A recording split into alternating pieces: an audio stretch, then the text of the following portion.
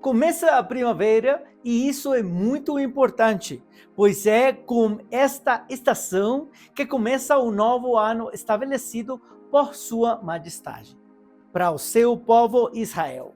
O primeiro mês hebraico é chamado Abib e marca o início das sagradas convocações de Israel, começando com Pesach, no dia 14 deste mês.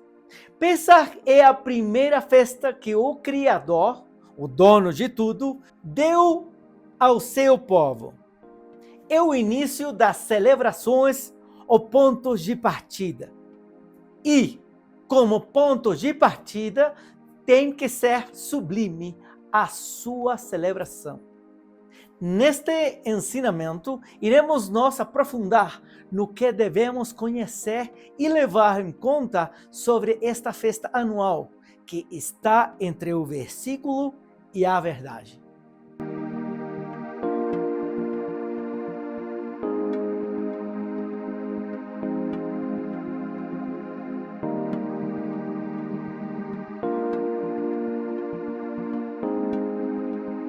Atualmente, devemos celebrar as festas?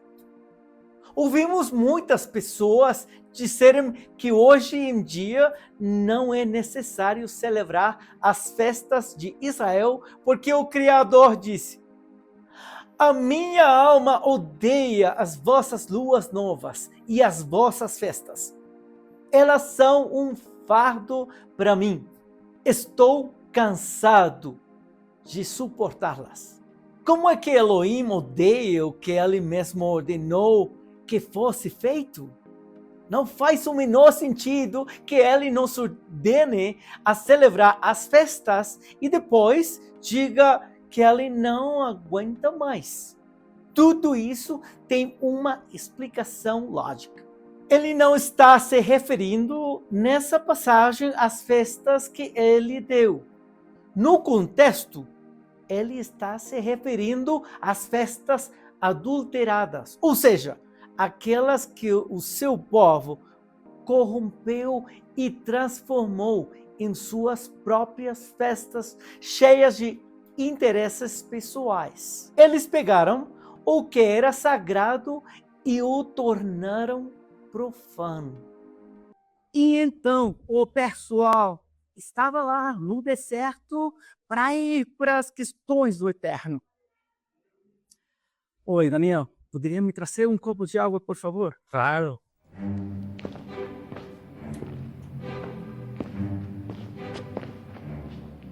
Copo de água, copo de água, copo de água, copo de água, copo de água, copo de água. E aí, Daniel, já viu este vídeo do YouTube? Uau, super bom! Por que ele estava vivo?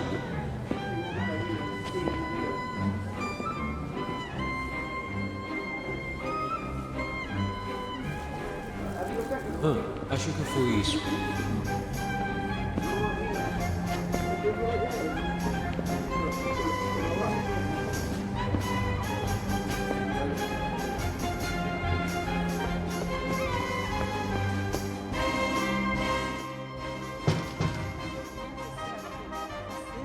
O que o Eterno estava ordenando para eles. E aí? Eu pedi um copo de água. Pelo menos eu fiz. O Criador rejeita as modificações que o povo fez em suas festas. Ele também rejeita quando as pessoas fazem religiosamente o Shabat e não de coração, ou qualquer uma de suas modim ao pé da letra, sem acrescentar nada e sem tirar nada do mandamento. Mas sua vida, o resto da semana, o resto do tempo, é uma vida que não mostra o caráter e a pureza que Elohim exige de nós. Isto é, que na prática do Shabat ou das festas, é rigoroso, mas em sua vida diária ele não demonstra o caráter de Yeshua. Isso também rejeita Elohim. Tem gente que vai citar: portanto, ninguém vos julgue pelo comer ou pelo beber, ou por causa de dias de festa, ou de lua nova, ou de sábados, que são sombras das coisas vindouras, mas o corpo é de Cristo. As pessoas que se escondem atrás desse versículo dizem que ninguém pode julgá-las por não celebrar as festas, o início do mês e os dias de Shabat. Mas eles não têm tido em consideração aspectos importantes. Paulo estava escrevendo aos israelitas que estavam em Colossa, uma cidade da Frígia, uma antiga região da Ásia Menor que ocupava a maior parte da península da Anatólia, no território que hoje pertence à Turquia. Colossas era uma cidade grega, habitada por povos diferentes em Israel. Cidades que tinham suas próprias celebrações, costumes e comidas. Quando Paulo diz que ninguém vos julgue pela comida, bebida e celebrações, ele não faz isso para que vocês sejam julgados por não celebrar, mas por celebrar. Em Colossas, ninguém celebrava o que foi ordenado por sua majestade. Obviamente, os colossenses não iriam julgar e não celebrar as festas de Israel, mas por celebrá-las. Paulo estava dando uma instrução para permanecer em conformidade com os mandamentos. Ele disse-lhes para que não deixassem que ninguém os julgasse por celebrar, como diz o Rei Eterno, porque tudo isso é uma sombra do que está por vir. Celebrar as festas e comer como Sua Majestade ordena, nos permitirá ter conhecimento de eventos passados, presentes e futuros. Além disso, a Escritura diz que durante o reinado milenar, as nações continuarão comemorando as festas. E acontecerá que todos os sobreviventes de todas as nações que foram contra Jerusalém subirão de ano em ano para adorar o Rei, Senhor dos Exércitos, e para celebrar a festa dos tabernáculos. O que significa a palavra Pessah? Pessah não traduz a Páscoa. A palavra Pessah vem do hebraico passar, que traduz brincar, saltar por cima ou passar por cima. Isto faz referência à praga do primogênito, em que a morte passou por todas as casas do Egito e passou por cima das casas que tinham a marca do sangue do cordeiro em suas portas e dintéis. Pessah é estar do outro lado, do lado certo daqueles que têm a instrução de que o Mashrit não entre em nossas casas. Recomendamos assistir e estudar o vídeo das curiosidades da Parashá Bo para entender a fundo quem era aquele que passava e saltava sobre as casas dos que tinham a marca do cordeiro em suas portas. Deixamos-lhe o link nos comentários. Qual é o dia da celebração? A primeira coisa que devemos ter em mente é que esta festa é comemorada no primeiro mês do calendário hebraico. Na Escritura, em Êxodo 12, nos diz: O Senhor falou a Moisés e a Arão na terra do Egito, dizendo: Este mês será para vocês o começo dos meses. Será para vocês o primeiro dos meses do ano. Este primeiro mês hebraico está localizado entre os meses de março e abril no calendário gregoriano. E como mencionamos no início, ele começa na primavera. Como o próprio nome indica, este mês em hebraico é chamado Aviv, que se traduz como broto, referindo-se ao broto da primavera. Agora, localizado no momento apropriado, a Escritura nos diz: fala a toda a congregação de Israel, dizendo: ao 10º dia deste mês, tomará cada um para si um cordeiro, segundo as casas dos pais, um cordeiro para cada família. No dia 10 de Aviv, o povo de Israel deveria escolher um cordeiro por família para fazer o seguinte: e o guardareis até o 14º dia deste mês, e toda a assembleia da congregação de Israel o matará à tarde. Tomarão do sangue e pô-lo-a em ambos os umbrais e na verga da porta, nas casas em que o comerem. Nestes 2 versículos há instruções especiais que devemos estudar com uma lupa, pois diz que o cordeiro que havia sido escolhido anteriormente, no dia 10 deste mês, eles deveriam guardá-lo até o 14º dia, e toda a congregação do povo de Israel iria matá-lo ao anoitecer, entre as 2 tardes do dia 14, como veremos mais tarde. Aqui devemos parar para entender como funcionam os dias de acordo com a Escritura e que o povo hebreu segue, porque não funcionam na mesma forma que nos dias do calendário gregoriano, em que os dias começam à meia-noite.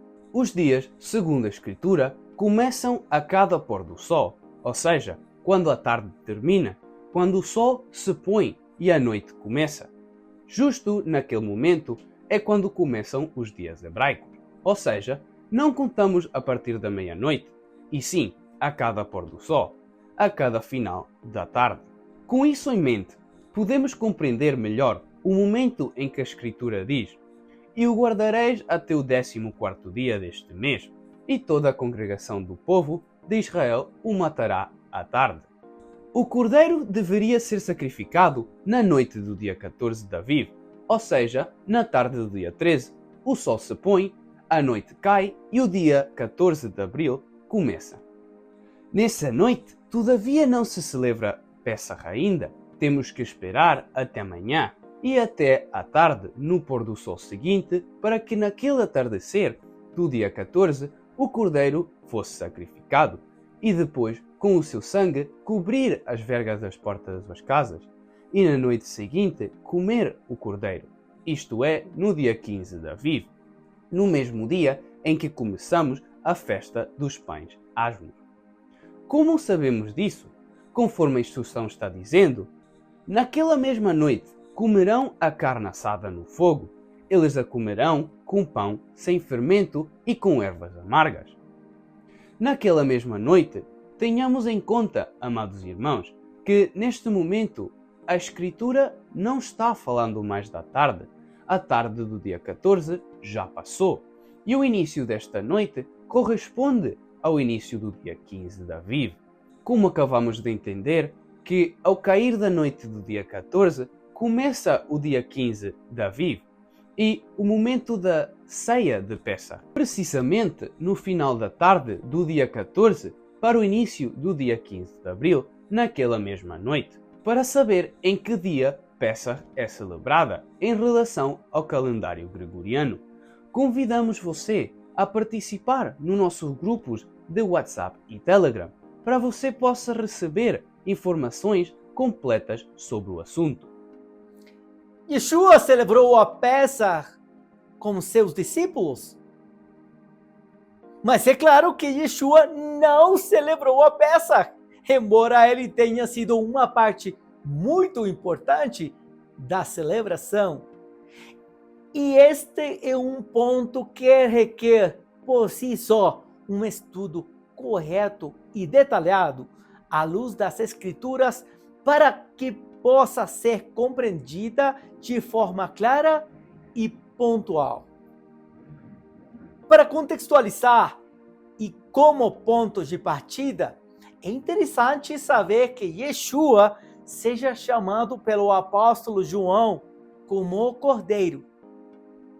No dia seguinte, ele viu Yeshua vindo em sua direção e disse: eis o Cordeiro de Deus que tira o pecado do mundo. Mas por que Cordeiro? É importante entender aqui que Yeshua veio para dar cumprimento a cada uma das festas estabelecidas pelo Eterno. E é Ele, em cada uma delas, o protagonista principal.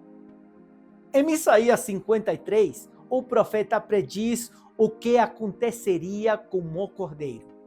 Todavia foi do agrado de Javé esmagá-lo e fazê-lo enfermar, quando dê ele a sua alma como oferta pelo pecado. Verá a sua posteridade e prolongará os seus dias.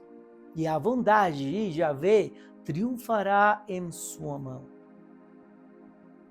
Como um sacrifício expiatório, isto é, como uma oferta pela culpa, que entenderemos melhor em um instante.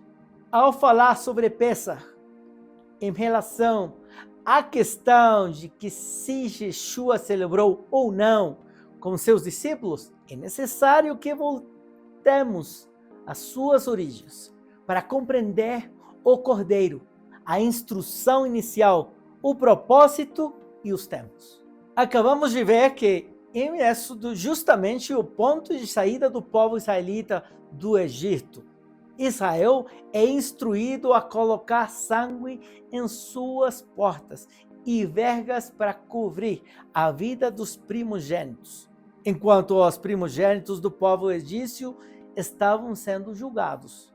Diz na Escritura que o cordeiro tinha que ser perfeito. O cordeiro será sem defeito, macho de 1 ano, o qual tomareis das ovelhas ou os das cabras. E apenas 1 ano depois que o povo partiu para o meio do deserto, em meio à instrução eterna estabelecida em Levítico 23, o Eterno legaliza o Números 9, como a festa deve ser realizada e especificamente como deve ser apresentada a oferta. E no primeiro mês, no 14º dia do mês, ao anoitecer, permanecerão a Páscoa no deserto do Sinaí. Assim como Yahvé ordenou a Moisés, assim fizeram os filhos de Israel. Tudo isso num contexto claro e preciso do que aconteceria na celebração de Pessah, que Yeshua prepararia com seus discípulos, mas não para comê-la, mas para ser a oferta. Um fato fundamental para entender o Cordeiro Perfeito é que nenhum pecado foi encontrado nele. O dia 15 é o primeiro dia da festa dos pães ázimos, ou seja, o último dia para poder comer pão fermentado, e na noite do dia 14, no início daquele dia, ou seja, à noite, exatamente no momento em que Yeshua se reuniu com seus discípulos para a preparação para Pessah. Sim, para a preparação, para ficar pronto, mas não para comê-la. E disse-lhes: tenho desejado ardentemente comer convosco esta Páscoa, antes que eu sofra. Pois eu vos digo que não a comerei mais, até que ela se cumpra no reino de Deus. Mas nos versículos seguintes, come pão e bebe vinho para a instrução de fazê-lo daquele momento em diante, como uma lembrança dele e do sacrifício que aconteceria. Yeshua desejou comer com eles, mas ele lhes disse que não a comeria mais, porque eles não sabiam o que aconteceria.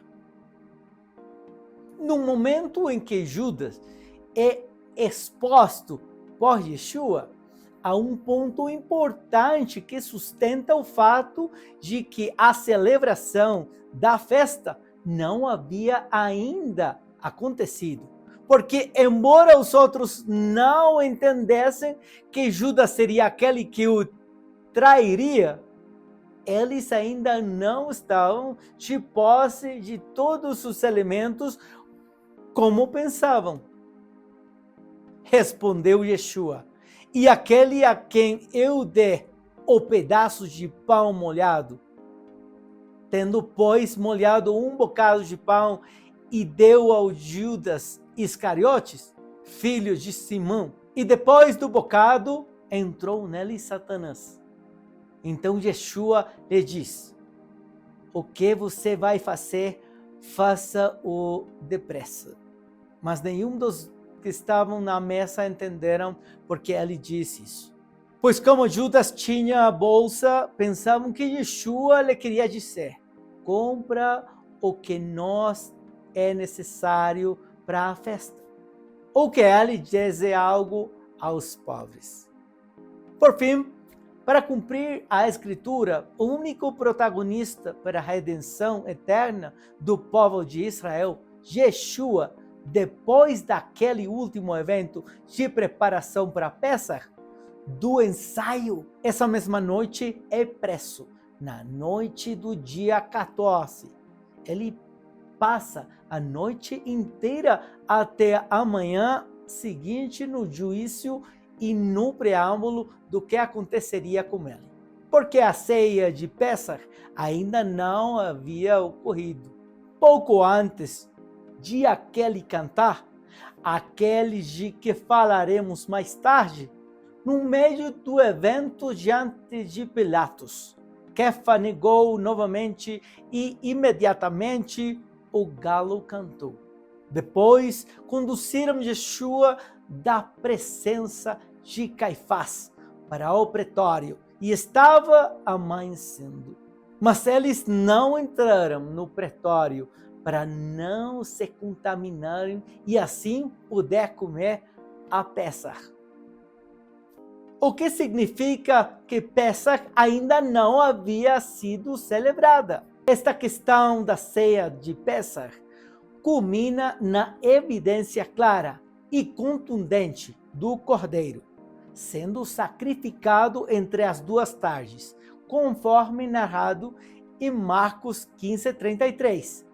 Daquele dia 14, do qual fala a Escritura, em que o Cordeiro teve que ser sacrificado para que o seu sangue servisse como expiação pelos pecados, suficiente para todos e por todos os tempos. Mas Yeshua, clamando com grande voz, expirou. E a Escritura naquele tempo dizia: o que estava acontecendo era conforme o Rei Celestial havia ordenado. Porque sem o Cordeiro não haveria ceia. Por isso, ele não comeu como os discípulos ceia de Pessah, porque era necessário que ele fosse a nossa Pessah. Quem pode celebrar esta festa? Esta festa é para Israel, é para o seu povo santo, que ele escolheu dentre os outros, para os descendentes de Abraão, seu servo, para vocês, os filhos de Jacó, os escolhidos. Ele mantém seu pacto para sempre. A palavra ordenou a 1000 gerações, o pacto que fez com Abraão, o juramento que ele fez a Isaac, e estabeleceu como um decreto para Jacó, para Israel como um pacto eterno. Esta festa é para aqueles que já têm claro que fazem parte do povo de Israel, que já celebram o Shabat, Rosh Chodesh, para aqueles que já comem com a sua majestade, estabelecido no capítulo 11 de Levítico, para quem é claro que Yeshua é o Mashiach de Israel.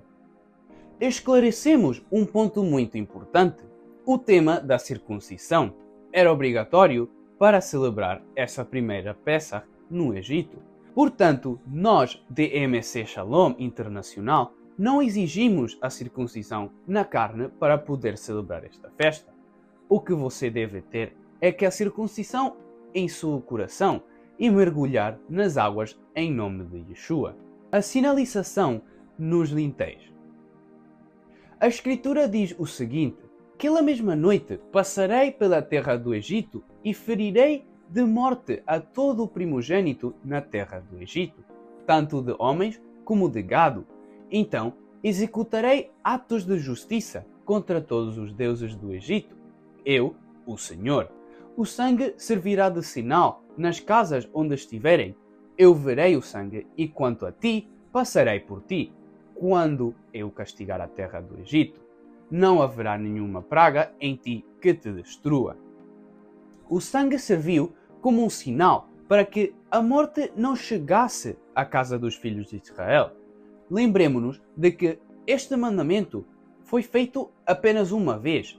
Foi uma instrução para aquela noite, quando Elohim iria libertar seu povo da escravidão do Egito. Nunca mais o povo fez isso de ungir as vergas das suas portas com sangue. Nunca mais o Criador passou ferindo os primogênitos de outras nações. Mesmo assim, devemos lembrar e comemorar este dia como o Criador diz. Vocês devem comemorar este dia. Vocês devem celebrá-lo como uma festa para Adonai, através de suas gerações. Eles celebrarão isso como um estatuto perpétuo. Quando celebramos Pessah, fazemos isso como uma lembrança de quando o nosso Elohim libertou nós os ancestros com seu braço poderoso. É uma comemoração. Não devemos mais derramar sangue em nossas casas, mas sim temos que relembrar o que aconteceu naquele dia. Temos o Cordeiro de Pessah, Yeshua. Seu sangue é colocado nas vergas das nossas casas, das nossas almas, para que a morte não nos alcance, para estar livre da morte natural e espiritual. O sangue não é aplicado a cada momento ou cada vez que nos sentimos inseguros ou cometemos erros, como é popularmente ensinado que eu me cubro com o sangue de Cristo. Este evento aconteceu de uma vez por todas. Yahvé propiciou a si mesmo como um cordeiro para poder libertar seu povo. O nome Yeshua traduz salvação, cura e libertação. Por meio da liberação, ele trouxe cura. Este cordeiro liberta o corpo da doença, liberta o corpo da morte e da transgressão aos mandamentos. A libertação e a cura são os dois lintéis que formam uma porta. A porta que é Yeshua. A porta em nossas almas, que é marcada por seu sangue, que fala melhor que o de Abel. Mas isso acontece na hora do retorno. Não é só uma oração de fé. Cura e libertação são duas coisas diferentes que formam uma só. Quando existe liberação, a cura é gerada. Existe cura na alma, mas também a cura onde está a alma, ou seja, no nosso sangue e no nosso corpo. Somos libertados da morte e da maldição que trouxemos sobre nós mesmos, em nossas vidas, por não termos guardado os mandamentos. Este cordeiro de Pessah, que é Yeshua, agora é um cordeiro com um nome. Elohim organizou o sistema sacrificial para que seu povo entrasse na dinâmica de que alguém podia tomar o seu lugar e morrer pelos seus pecados, de modo que, quando o próprio Elohim veio em carne, eles podiam entender que ele poderia morrer pelos seus pecados. Mas nesta ocasião, seria uma vez e para sempre. Cada escritura ordena especificamente as coisas que devem ser comidas neste dia. Em Shemot, Êxodo, um cordeiro é morto e seu sangue deve ser retirado para ser colocado nas vergas das casas de cada israelita, e esse mesmo cordeiro se comia a carne assada no fogo sem deixar nada até de manhã. E se sobrasse alguma coisa, tinha que ser queimado o que sobrou. Como já falamos, quando Sua Majestade vem e se faz cordeiro, ele mesmo se propiciou como cordeiro definitivo. Depois deste momento, Yeshua é o cordeiro que lembramos todos os anos em Pessah, usando seu sangue e sacrifício para cumprir o mandamento dado em Shemot 12. E por isso que agora, quando celebramos a Pessah, não precisamos de um animal, um cordeiro para derramar seu sangue e fazer o sacrifício. Já temos um cordeiro superior, que é permanente. A ceia de Pésach era o cordeiro, do qual foi usado o seu sangue. Hoje, nossa ceia de Pésach não exige que comamos um cordeiro. Nós podemos fazer uma refeição especial para essa noite. Algo requintado pode ser peixe, ave ou carne, como você gosta, lembrando que devemos comer apenas animais permitidos. Se quiser, pode comer um cordeiro, mas não é obrigatório pelo fato profético que Yeshua tem e do qual somos parte nessa noite. Quando Yeshua fez isso, ele comemorou dando sentido à celebração de Pésach, comandado por sua majestade. Também devemos comer maror e matzá. Maror são as ervas amargas. Você pode usar salsa e ravinete. Essas ervas amargas são embebidas em água salgada, tipificando a dor e as lágrimas derramadas ao lembrar da escravidão na terra do Egito. As ervas amargas são acompanhadas de matzá, conhecido como pão sem fermento, que é feito de trigo e água e assado em porções finas. Devemos assar rapidamente antes de crescer, porque por razão química, após o trigo entrar em contato com a água, há um certo tempo, 18 minutos, antes que a mistura comece a crescer sozinha, razão pela qual o cozimento deve ser imediato. Se você for fazer sua própria matzá, essa caseira, recomendamos que deixe-a fina e faça pequenos furos como um garfo para que a cozinhe bem. Além disso, esses pequenos furos no ceder vão tipificar como nosso Messias foi trespassado pelos nossos pecados. Se quiser, você também pode comprar. Bebemos vinho como em todas as santas convocações do nosso Abba, porque é um mandamento alegrar-se. Não se bebe suco de uva como foi ensinado. Antigamente, não existiam geladeiras para conservar alimentos e havia apenas um certo tempo para a colheita da uva. Além disso, na compreensão física, quando esse suco é deixado em reserva, o suco fermenta, o que gera o licor de vinho.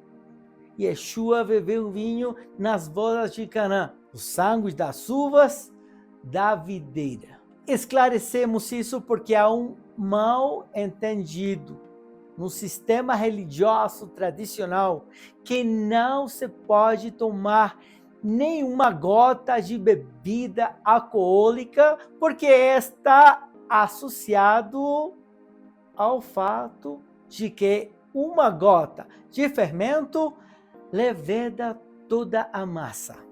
Eles citam o livro de Gálatas para se referir ao fato de que uma única gota de bebida alcoólica causaria pecado, procedendo à condenação, tornando nós culpados. A citação não se refere a isso. Este versículo fala da festa dos pães ácimos, chamada em hebraico Hamatzot. Também é costume comer a rica mistura doce de maçã chamada haruset, que tem como ingredientes maçãs picadas, mel, nozes e vinho. Esta mistura é comida com um pedaço de maçã e maror, lembrando que mesmo as circunstâncias mais amargas podem ser adoçadas com a esperança de que temos em Javé. são as ervas amargas, a matzá, o vinho, o haroset e a nossa ceia, o que deve ser comido na Pessah. Algo importante para esclarecer é que a ordem é de não deixar nada do cordeiro até o amanhecer. Corresponde apenas à primeira Pessah, antes de partir de Misraim, daquele cordeiro que tinha sido usado para marcar os lintéis com seu sangue. Este era o que não deveria ser comido cozido, mas assado no fogo. Este era o que tinha que ser comido inteiro. E se sobrasse alguma coisa, tinha que ser queimado antes do amanhecer.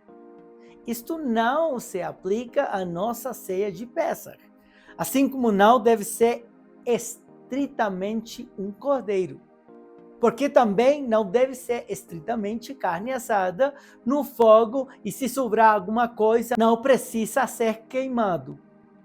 Este evento em particular estava prefigurando o Mashiach após os eventos da cruz, nos 3 dias seguintes ao seu sacrifício. De onde vem a tradição de beber vinho durante o Pessah?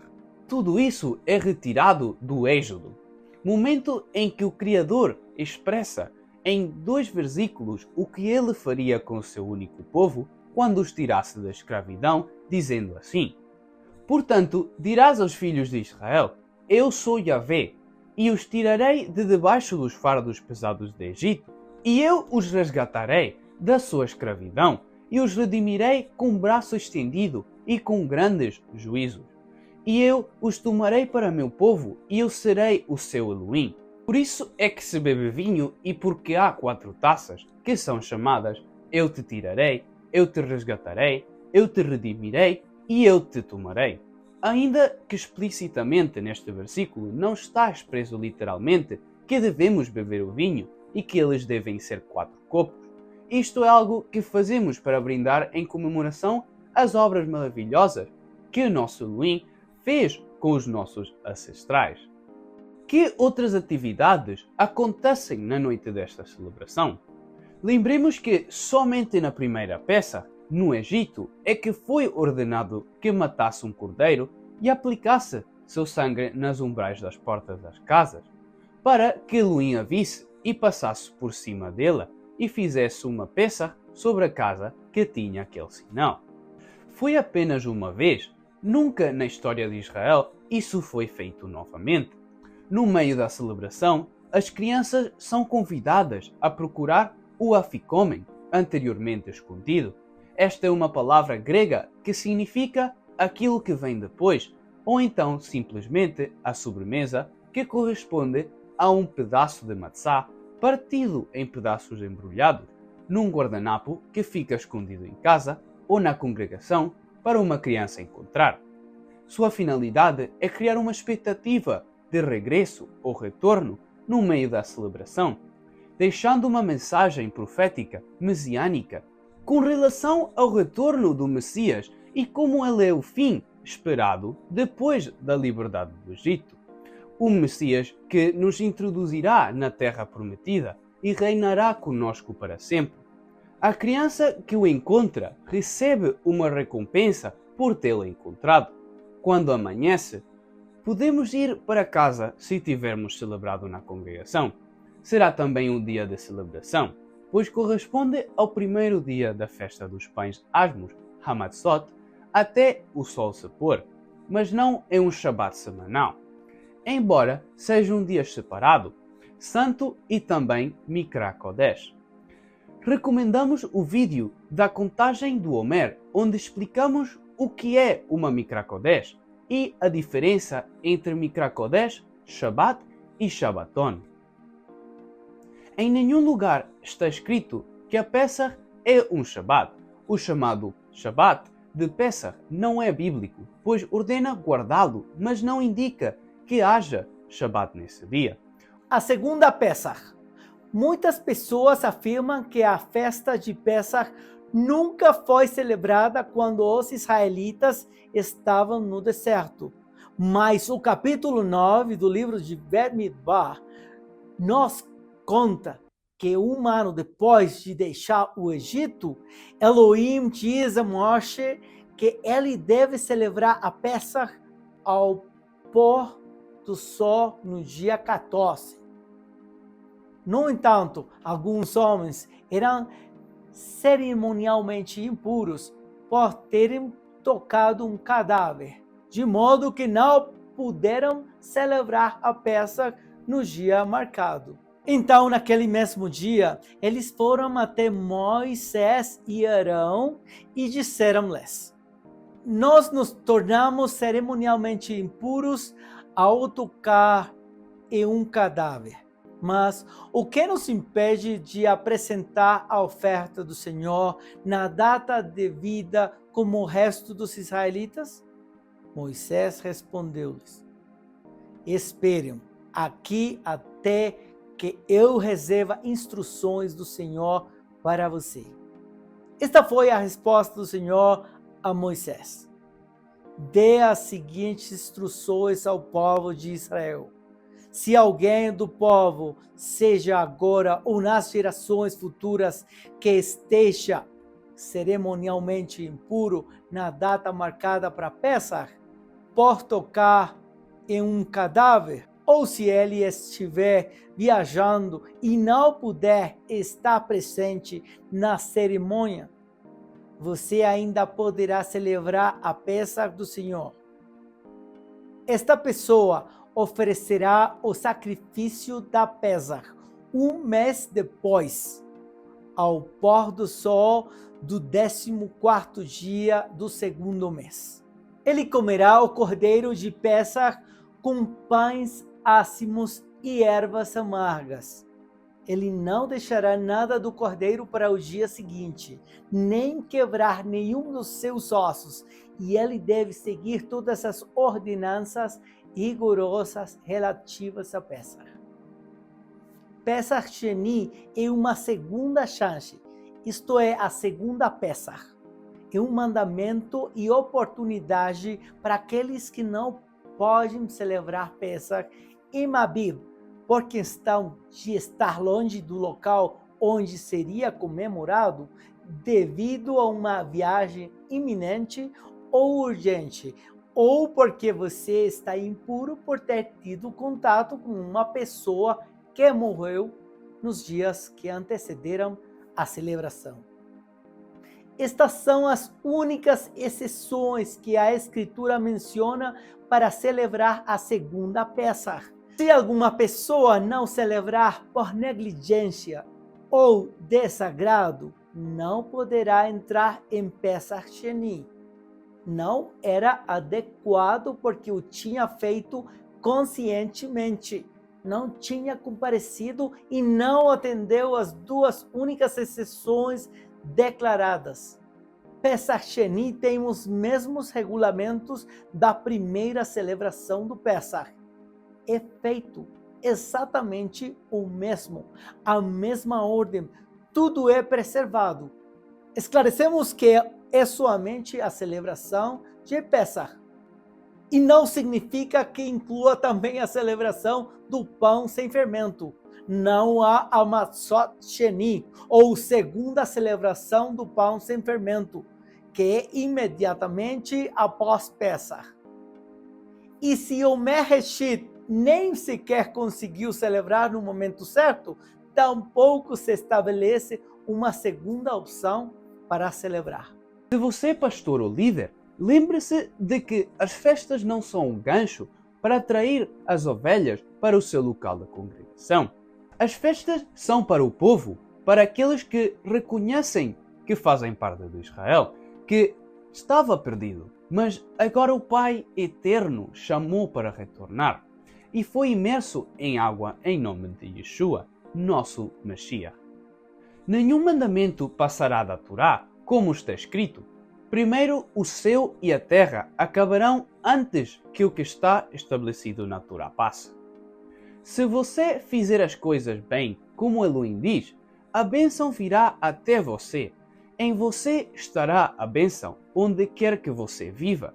bênção sobre o fruto do teu ventre, sobre a tua descendência, no fruto das tuas mãos, uma bênção ao saíres e ao entrares, em tudo o que você empreender, abundância de coisas boas, somente se vocês fizer como Elohim diz, não como as religiões ensinam, se vocês guardarem as festas e os seus mandamentos corretamente. Shalom Aleichem.